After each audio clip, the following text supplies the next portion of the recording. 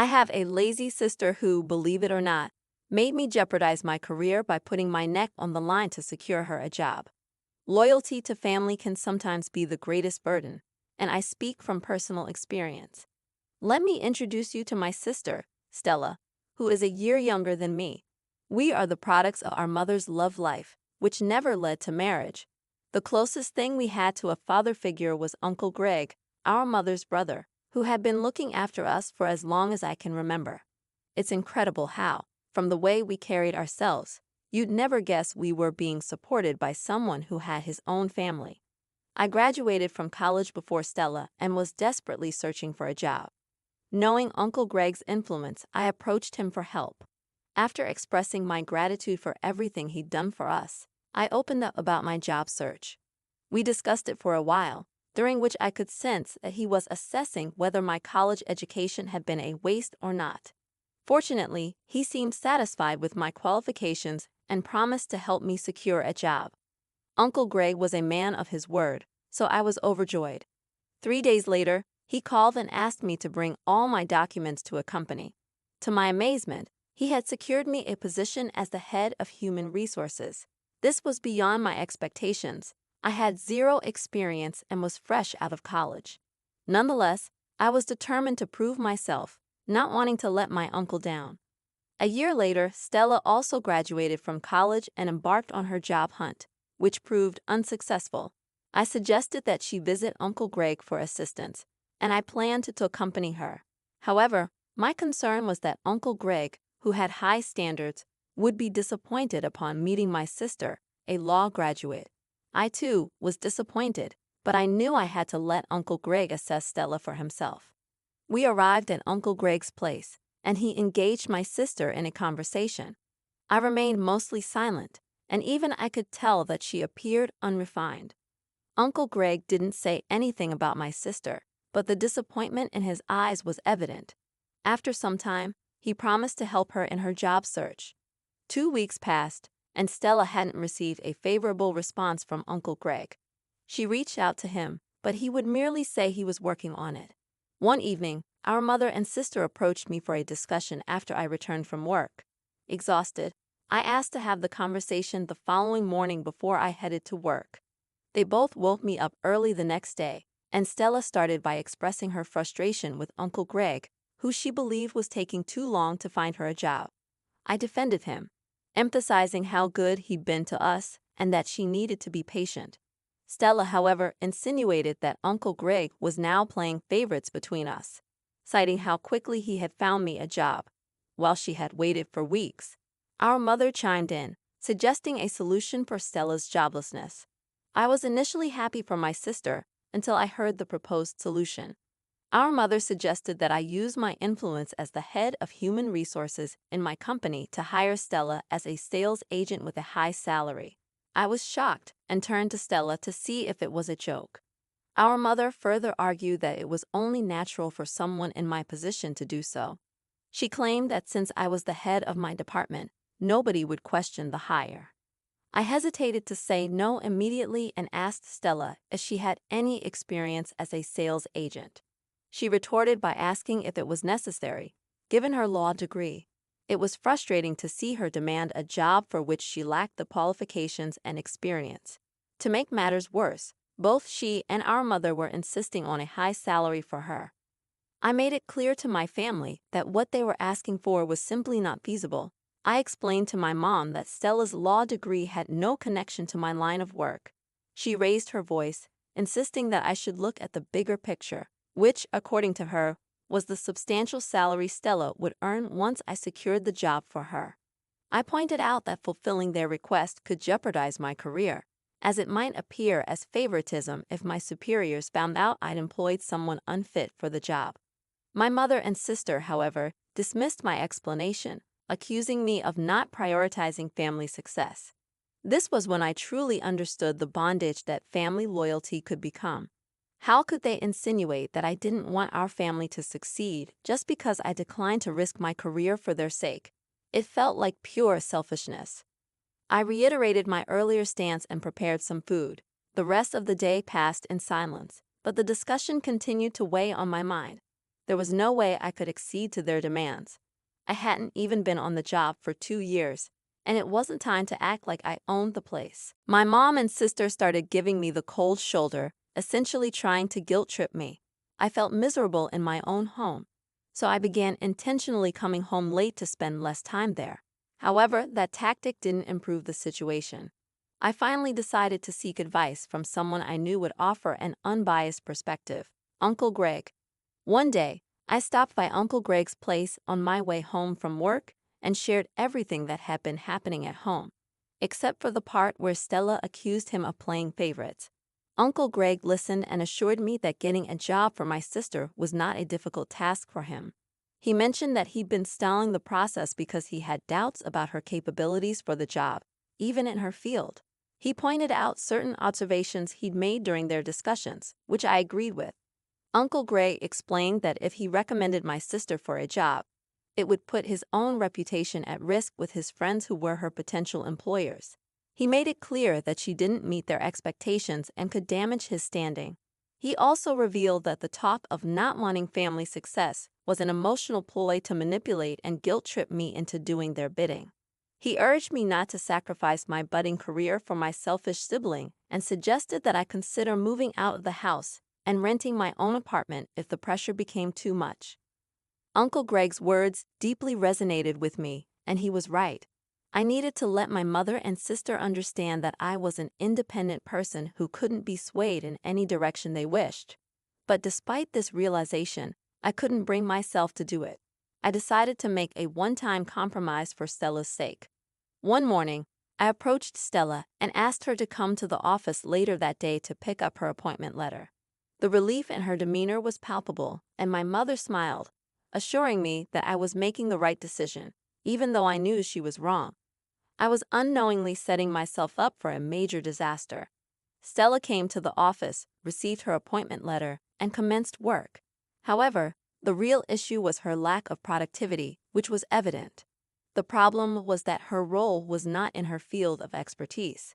2 months later, most of the staff began complaining about Stella's performance. I had to address the issue with my sister before it escalated further. I pointed out that she was not contributing to the company, yet she was overpaid compared to some hardworking, productive colleagues. I explained that, under normal circumstances, firing her would be the best option for the company, but I was using my influence to delay such a decision. Stella defended herself, claiming she was still new to the job and needed time to learn the ropes. While her reasoning was understandable, the real problem was her lack of effort and enthusiasm. She seemed to be lethargic, simply waiting for payday. Just as I was about to dismiss her, she dropped the bombshell. Stella said she was considering taking a 1-month paid leave to attend to her health, despite no apparent health issues. I knew this was just an excuse. Here was someone on the verge of facing multiple complaints, and all she seemed interested in was stirring up trouble. I sternly warned Stella against entertaining the idea of a leave and threatened to fire her if she attempted it. I didn't let the matter rest. When I got home, I brought it to our mother's attention. I reminded her of her assurance to help Stella secure a job. And now, barely 2 months into her employment, Stella was requesting 2 months of paid leave. I made it clear to our mother that if Stella's productivity didn't improve by the end of the month, I would ensure she got fired.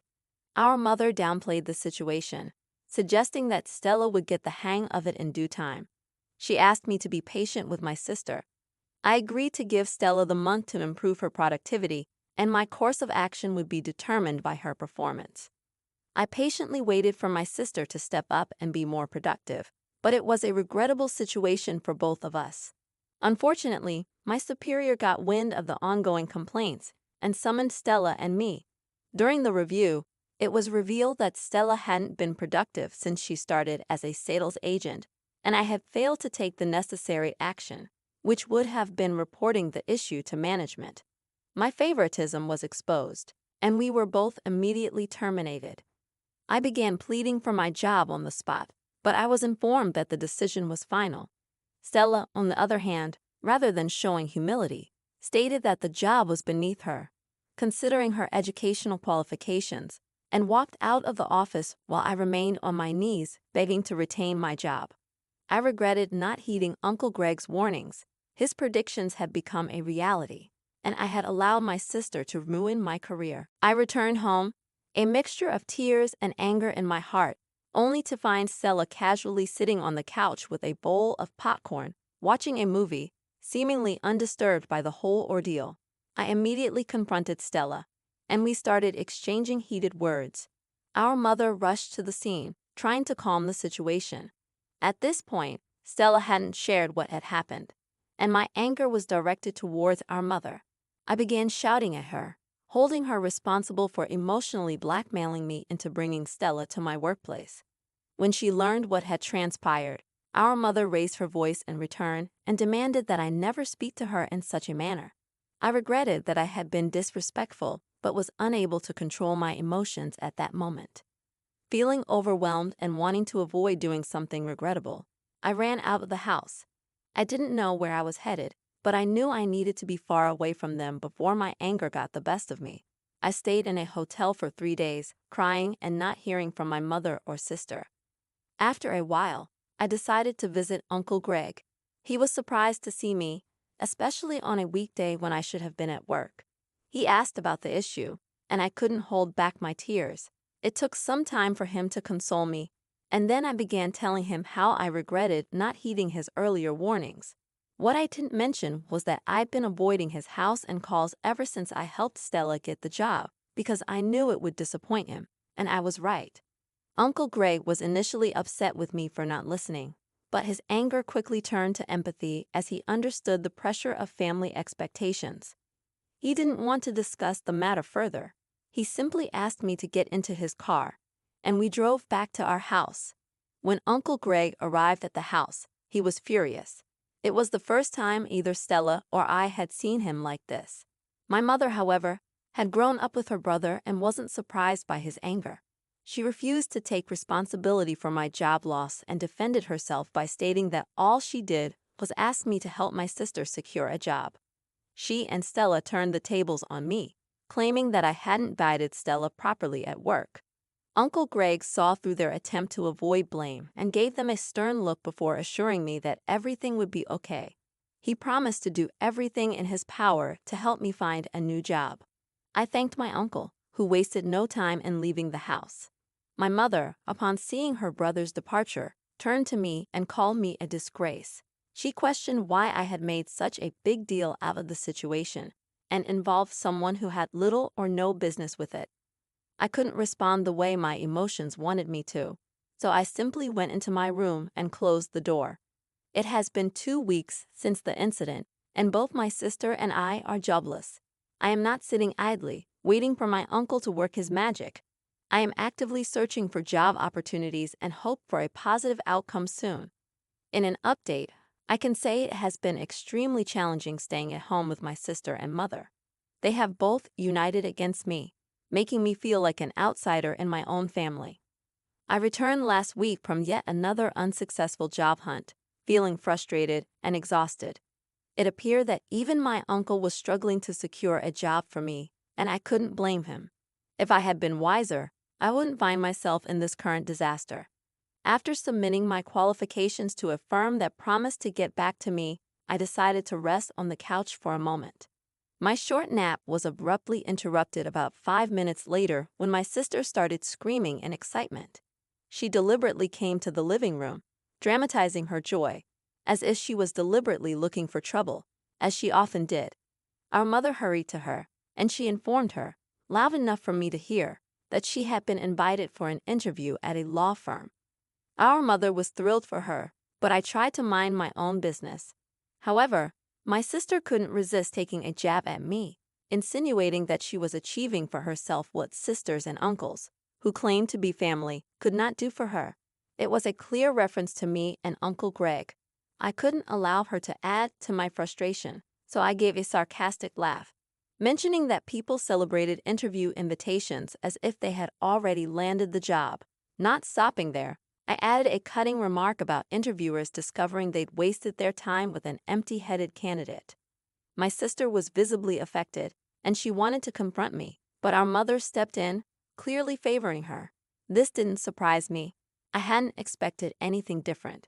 Stella went for the interview and returned with a smile, informing our mother, right in front of me, that she was preferred over the other candidates and was offered the job on the spot. The pay wasn't as much as she had earned in my firm, but she was assured it would triple in 3 months. My sister and mother took delight in rubbing it in my face, making me wonder about the judgment of the employers who hired her. I also wondered about the quality of the other candidates if Stella was chosen over them. Nevertheless, I decided to wait and see how it would play out because I knew my sister's track record with jobs. In the second update, I had a serious altercation with my mother this morning, all because of my sister Stella. Since she got her job, my mother decided that no one else in the house, except me, should perform any chores, no matter how minor. I had tolerated it until this morning when my mother approached me and demanded that I do Stella's laundry. The demand was insulting, and I refused outright. I told my mother that I wouldn't touch my sister's clothing even if there was a gun to my head. My mother argued that Stella needed to focus on her new job, something she claimed I lacked. According to her, we should support her in any way we could. I asked my mother if Stella had ever done my laundry when I had my job. I finally told her that if Stella was too busy to do her laundry, she could do it herself or take it to one of the numerous dry cleaning services in the city. I retreated to my room, closing the door, feeling utterly humiliated. How could my mother demand that I do Stella's laundry? I decided to reach out to Uncle Greg and inform him about the humiliation I was enduring at the hands of my mother and sister. I was hoping for some good news, but amidst the torrent of insults I faced daily, my uncle revealed he was still trying to pull a few strings, though it might take time. He expressed his displeasure with the way my family was treating me and assured me he would talk some sense into my younger sister. One evening, as I was in my room, Stella returned from work and started arguing loudly over the phone. From her words, I gathered she was speaking to Uncle Greg. She rebuked him for meddling in our affairs and demanded he stay away from us. When my mother asked her about the call, Stella referred to Uncle Greg as that man who doesn't know his place. My mother seemed to approve of Stella's stance, believing I was foolish for involving an outsider in our family matters. In the third update, I made the decision to move in with Uncle Greg and his family after Stella's outburst. It became evident to him that I was enduring a lot at home. I informed my mother about my decision, but she dismissed it, claiming I had been trying to distance myself from her and Stella anyway. The only time I saw or heard from Stella was a month later when she showed up at Uncle Greg's place to invite both of us to an award event organized by her firm. According to Stella, the event aimed to recognize the efforts of key individuals, and she was one of the honorees. She wanted Uncle Greg and me to attend, perhaps to showcase her productivity. I confronted her, telling her she should be apologizing to Uncle Greg instead of inviting him to the party. Stella, undeterred, made condescending remarks, claiming she was offering him an opportunity to witness her glory. I refused to attend the event, expressing my disgust at the entire situation. Uncle Greg tried to convince me otherwise, but I couldn't comprehend why he wanted us to attend a party that seemed nothing more than a charade. In the final update, everything fell into place. I finally understood why Uncle Greg insisted we attend Stella's party.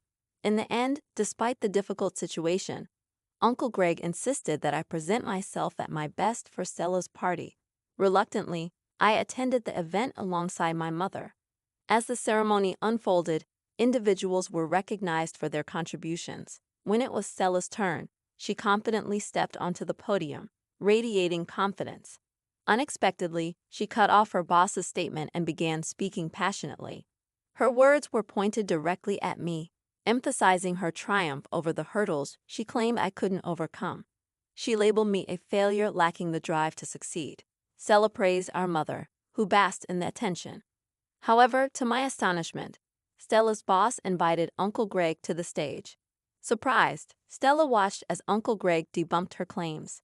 He revealed the truth about how I lost my job due to Stella's actions and our mother's selfishness. Uncle Greg disclosed that he orchestrated this scheme to expose Stella's lack of productivity. Stella was publicly fired on stage, drowning in shame.